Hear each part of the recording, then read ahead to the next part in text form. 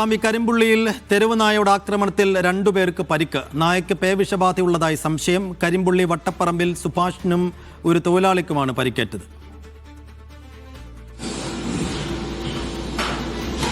സാജിദ് അജ്മൽ വിശദാംശങ്ങളുമായി. സാജിദ്, നായയ്ക്ക് പേവിഷബാധ ഉണ്ടോ എന്ന കാര്യത്തിൽ ഉറപ്പുവരുത്തിയിട്ടുണ്ടോ?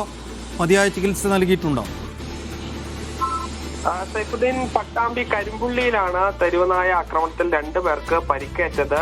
ഈ കരിമ്പുള്ളി വട്ടപ്പാറ സ്വദേശിയായ സുഭാഷ്, അതിഥി തൊഴിലാളി എന്നിവർക്കാണ് പരിക്കേറ്റത്. ഈ നായ വലിയ രീതിയിൽ പരിഭ്രാന്തി പടർത്തുകയും നിരവധി ആളുകളെ കടിക്കാൻ ശ്രമിക്കുകയും ചെയ്തിട്ടുണ്ട്. ഈ പശ്ചാത്തലത്തിലാണ് ഇതിന് പേവിഷബാധയാണോ എന്ന സംശയമുള്ളത്. നായയെ പിടികൂടി പരിശോധിച്ചാൽ മാത്രമേ പേവിഷബാധ ഉണ്ടോ എന്ന കാര്യത്തിൽ ഒരു സ്ഥിരീകരണം വരികയുള്ളൂ. പരിക്കേറ്റ 2 പേരെയും പട്ടാമ്പി താലൂക്ക് ആശുപത്രിയിലെത്തി ഈ ആവശ്യമായ ചികിത്സകൾ നൽകിയിട്ടുണ്ട്.